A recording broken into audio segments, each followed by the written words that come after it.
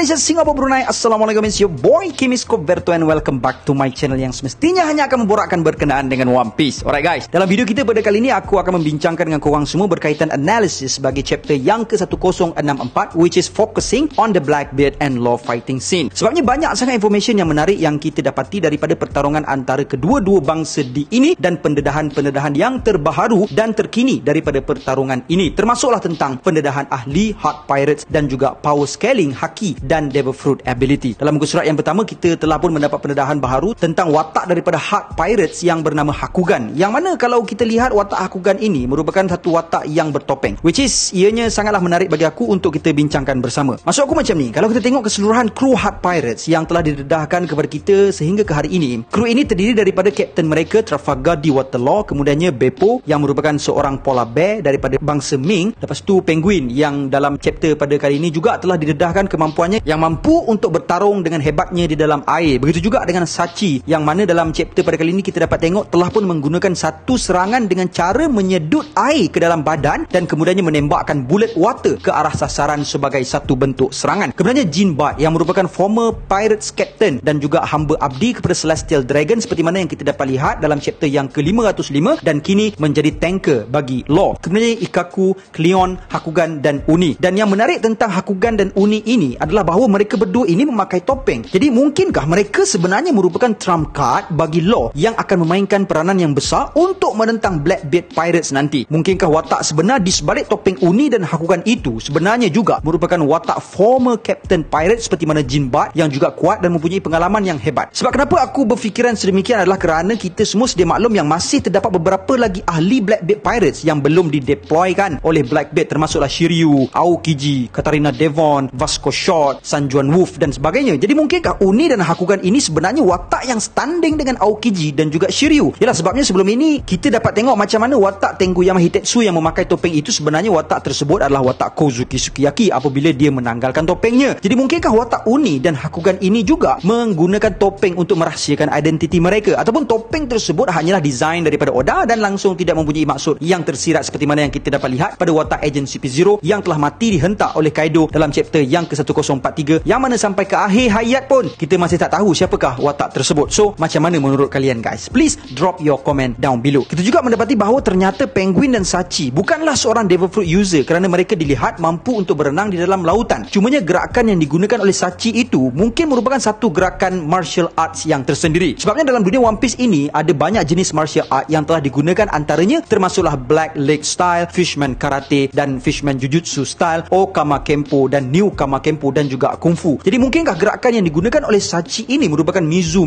martial art, memandangkan dia dilihat mampu untuk memanipulasi air seperti Jinbe. Kemudiannya antara perkara menarik yang aku nak bincangkan dengan korang juga adalah berkaitan dengan serangan yang telah digunakan oleh Law kepada Blackbeard, iaitu serangan Amputate dan juga Shock Wheel. Sebab apa aku nak bincangkan dengan korang adalah kerana kita dapat tengok yang semasa Law menggunakan gerakan Amputate-nya, Law hanya mampu untuk membelah badan Stronger sahaja, sedangkan badan Blackbeard dan juga Doc Q tidak terkesan dengan serangan tersebut walaupun mereka berada di dalam room yang telah diciptakan oleh Law. Hal ini menunjukkan kepada kita betapa telitinya Oda dalam penghasilan karyanya ini. Yalah, sebabnya dalam chapter yang ke-1063 yang lepas, Law sendiri telah mendedahkan kepada kita semua bahawa hakinya hebat, mampu untuk mengatasi kemampuan buah iblis yang digunakan ke atas seseorang, sehingga kan Law akhirnya berjaya untuk kembali menjadi seorang lelaki selepas terkena serangan daripada buah iblis milik Doc Q. Jadi sebab itulah dalam chapter pada kali ini hanya Stronger sahaja yang terbelah, memandangkan Stronger adalah seekor haiwan dan tidak mempunyai akal, maka Stronger tidak mempunyai haki padanya. Sebab itulah kenapa Stronger sahaja yang terpotong, sedangkan Blackbeard dan Doc Q yang mempunyai haki langsung tidak terkesan dengan Amputate daripada Law. Habis tu macam mana pula dengan Shock Wheel? Kenapa Shock Wheel boleh tembus badan Blackbeard?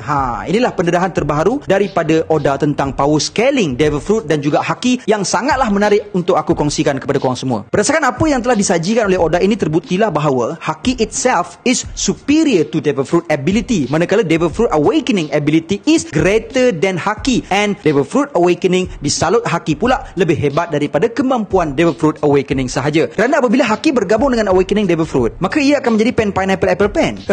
Seperti mana serangan yang telah digunakan oleh Luffy ke atas Kaido. Sebab itulah serangan Shock Wheel Law memberi kesan kepada Blackbeard kerana serangan tersebut merupakan serangan daripada Awakening Devil Fruit milik Law. Seterusnya pula yang aku nak bincangkan dengan korang semua adalah adakah Blackbeard mampu untuk menyerap damage yang dikenakan ke atasnya. Kalau sebelum ini kita pernah ditunjukkan dengan kemampuan Poponomi milik Kuma yang mampu untuk mengeluarkan kesakitan daripada badan Luffy. Jadi adakah Blackbeard pula mampu untuk menyerap kesakitan yang dialaminya untuk dipindahkan ke alam kegelapan? Kerana menurut Blackbeard dalam chapter yang ke-441, kegelapan adalah graviti yang mampu untuk menyedot segala-galanya. Yalah, sebab kalau kita tengok dalam chapter pada kali ini, selepas Blackbeard hampir tewas setelah terkena serangan shock wheel, dia kemudiannya telah recover dalam masa yang singkat dan bersedia untuk terus berhadapan dengan Law. Mungkinkah sebenarnya darkness yang dimaksudkan oleh Blackbeard sebagai kemampuannya bukan hanya tertakluk kepada kegelapan, akan tetapi darkness yang dimaksudkan kepada kemampuan Yami Nomi ini adalah semua sifat yang berkaitan dengan darkness. Maksud aku sifat seperti kesakitan, kesedihan,